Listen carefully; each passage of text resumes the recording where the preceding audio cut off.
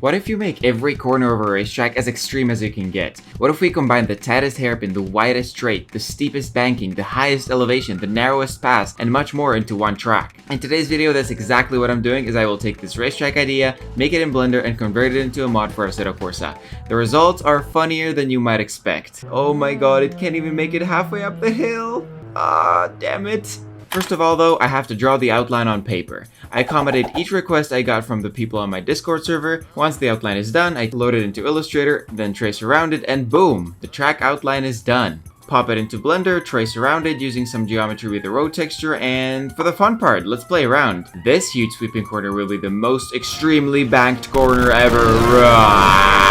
Similar for the corner here, which will be the most unbanked corner in the world. I think there are none because they're literally lethal, but who am I to judge? Now for the most hilarious feature, steepest elevation in a corner. Some of you might know Turn 1 at Circuit of the Americas. This insane blind corner has the elevation of 40 meters. Similar to that is Rouge at Spa, which has an elevation of 41 meters in a much shorter distance. We, however, need to go further.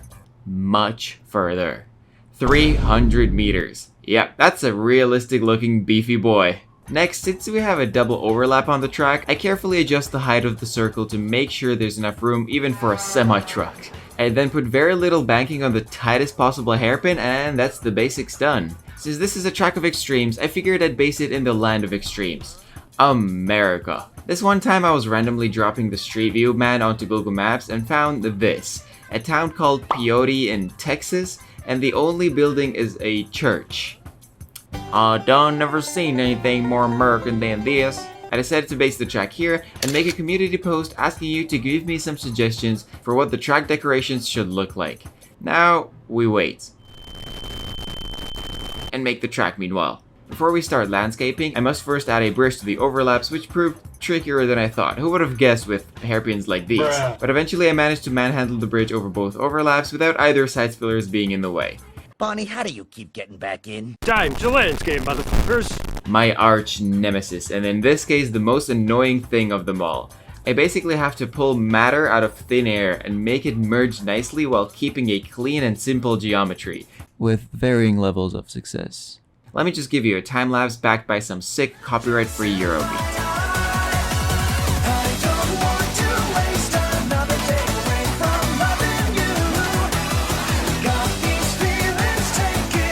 Alright, the landscape looks good. Enough. And as you can see, it took me some time to make. Next on our list of features is the widest straight. The current widest straight on the F1 calendar belongs to the Shanghai circuit with 17 meters. Our main straight will be 30 meters wide. And while we're at it, we might as well mark the narrowest section on the track, the Baku-inspired bend, which is the exact same width, but they're pretty much on the limit anyways. With the track lines come the curves, which I delicately apply to each corner, as well as adjust every corner that needs expanding for runoff purposes. After that, it's time to add a background terrain so your ass have something to rest on while you drive. And before I forget, which seems to happen a lot, I add the pit lane with what I think is the most time-saving pit exit in the world, maybe? Honestly, I lost track at this point. While test driving the track, I found a very unpleasant minor problem with the track. You see, we're driving these high downforce F1 cars, and this is a big hill. And, yep, they fly. Not just on the way up, on the way down too. Well shit. Instead of fixing the problem, which would entail me reliving the painful hours of landscaping, I did what any good Bethesda game developer would, and call this the world's first track where you have to brake on the straight. It's a feature, not a bug. Shut up. I just make these dead slow signs telling you when to hit the brakes and slow down. Problem solved. While all this is for shits and giggles, just imagine in a world where no one cares about safety regulations and they just actually build this track. The two championship rivals are alongside. Each of them wants to outbrake the other one. But if you outbrake yourself... It might be psychopathic, but it would be entertaining. Arrows on the circle 360 turn. I don't really know why, I just felt like adding them. I then placed some sand traps into the runoff areas to raise our pathetic safety score, and we can now start placing the barriers. I make some rough designs for them, like this subscribe to zooming past barrier, Which you should do right now. my Patreon banner, and one for the track itself, which I decided to call the Extreme Motorstorm. And then I put the barriers all around the track. But, I'm not gonna bore you with that. Let's just move on. It's a boring task anyways. You wouldn't like watching it. Now that I take a look at the track, I think it's looking good. The elevation, the warning signs, the bridge section, the inverse banking leading to the hairpin, and then opening up into the regular banking. I think we're done with the first part, which is functionality, and now we can start phase 2. McDonald's drive-thru has a pit box, and this, ladies and gentlemen, might be the 10 out of 10 suggestions for this track. Honestly, just look at this. It's perfect. It fits so well. I've never seen anything fit a track more than this suggestion right here, right now. The only thing that could make this better is if I use the McDonald's arches as the start-finish marker. Why does this kind of work? Why does this kind of make sense? Why does it not look that bad? What the fuck is a kilometer? Etched into the track surface, and the R's are the racing line for the next corner.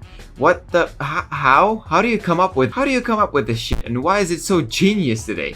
Anyway, I think this works perfectly in the last corner as you drive on the banking, just passing the R's in the middle. Statue of Logan Sargent, and below him quoting, "What the fuck is a kilometer?" I'll be honest with you, Muhammad, I don't exactly have time to model Sargent's beak of freedom, so I'm downscaling this to PS1 Sargent, much like PS1 Hagrid.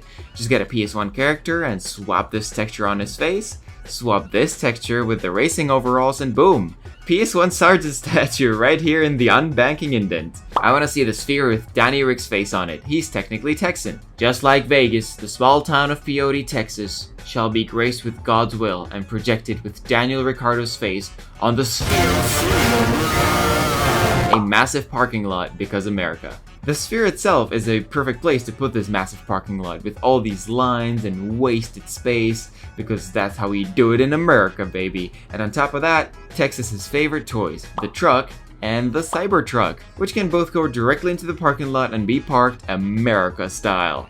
Chick Hicks chasing down the entire field. I find these amazing models of Chick Hicks both in his regular grin and instead of chasing the field, he's or there, just watching from the sidelines. A boxing ring at turn 1.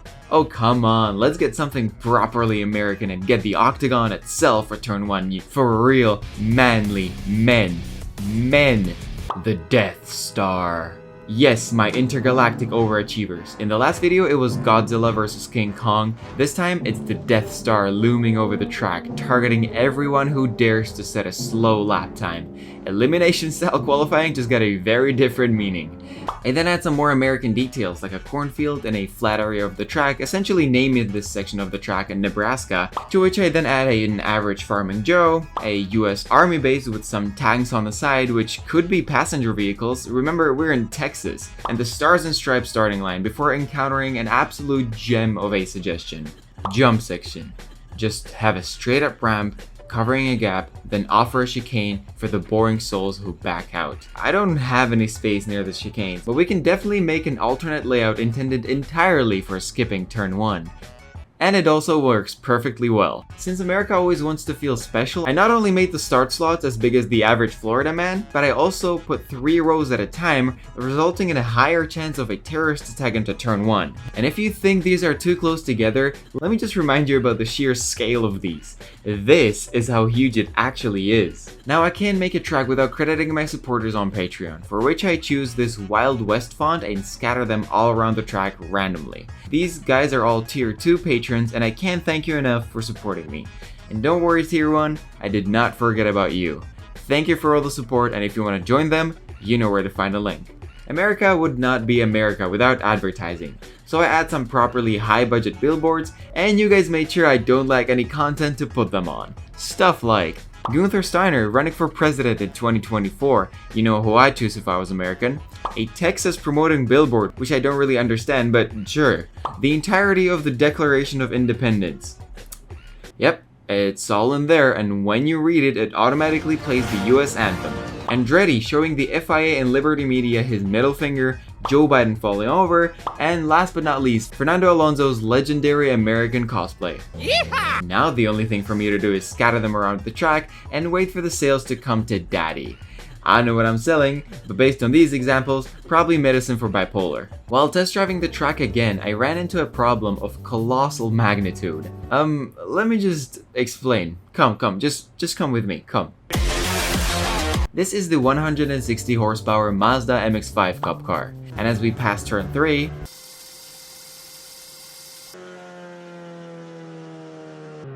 oh my god, it can't even make it halfway up the hill! Ah, damn it! This is the 444 horsepower Mazda RX-7 tuned, with pop-up headlights, and it barely makes it any further. This is the 600 horsepower Nissan GT-R GT3 car, a proper racing car. And as we approach the top of the hill, we have to slalom like a motherfucker, then teleport through concrete to even make it up the hill. Yeah. It's a feature. I finished the last of your tasks, like adding a cowboy hat to Logan Sargent, putting American flags behind him, making a tunnel out of guns, some train robbery possibilities to Thomas the Tank Engine in the pit lane, and last but not least, it's gonna keep the Mexicans away from the pure, God-loving land of America, baby. This is all satire, by the way. Please don't cancel me based on this. It's just fun. The finishing touches include some tribunes, some trees, random props all around the track, and of course, the meter boards, which over here we're gonna call feed boards, as I convert the default racetrack distances into feet directly, resulting in some interesting numbers. And now, after this extreme and chaotic build, let me bring some order and show you on board with Daniel Ricciardo as I present the track to you, my friend. The Extreme Motorstorm. Down the main straight we go, DRS open wider than this road at the moment. As we approach turn 1, there's a hard braking zone, turn right into an open runoff corner, which narrows instantly into a Monaco/Baku-like walled off section. Exit out of turn 3 is crucial here, as we open DRS once again, which we're going to need for the steepest hill in racing history. And as we go up, we downshift back into 6th and let the foot off the gas, readying for the blind corner. There, around the hairpin we go, very careful on the gas here. And when we open DRS yet again, down the hill, absolutely maxing out the car's limit. Closing in on the bridge section into a satisfying bump on the road, hard braking into left turn, which opens wide right into turn 6. Approaching turn 7, or should I say turn 360, we stay on the wide line here as is the faster technique.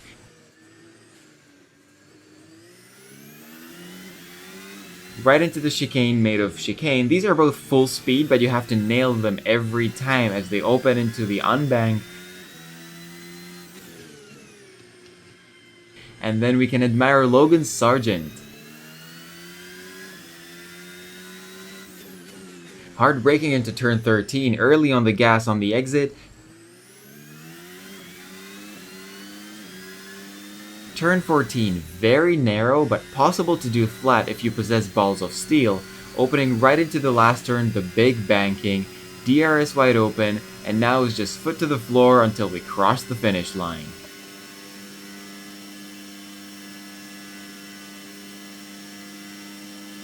Now, I don't imagine we'll be doing this often, but if you'd like to drive this track for yourself, it's free to download on Overtake, Patreon, or my Discord server, where you can join in and possibly perform the most legendary race on the Extreme Motorstorm. Please feel free to share any ideas for tracks you might have in the comments. I had an absolute blast making this one, and I want more ridiculous stuff. That's all from me, goodbye, and good luck into turn 1.